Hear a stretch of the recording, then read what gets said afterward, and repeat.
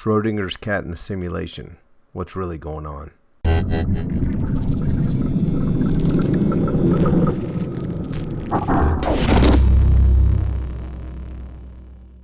This 2002 Discover magazine article titled "Does the Universe Exist If We're Not Looking?"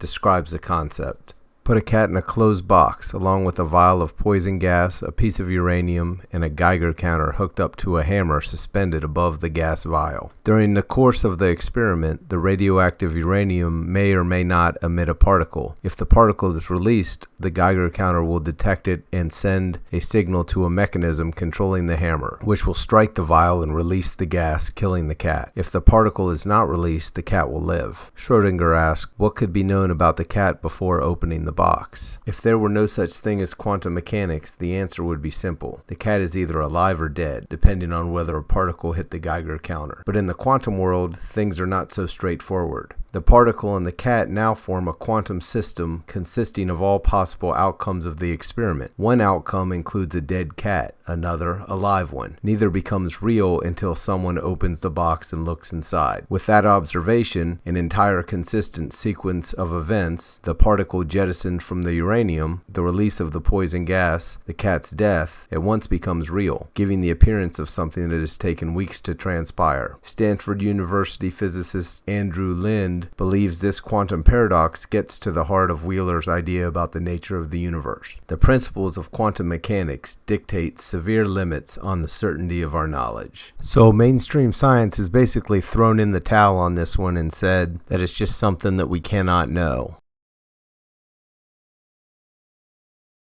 This paradox is only possible in a virtual reality simulation. Tom Campbell explains. That conjecture tends to get further and further from the actual truth. And we say things like, well, the cat's both dead and alive at the same time. And we pretend that that somehow makes sense. And scientists say that with a straight face, but obviously that's just not true. That's not how things work. The cat is not both dead and alive at the same time. The real answer is there is no cat. You see, that's the answer, is there is no cat.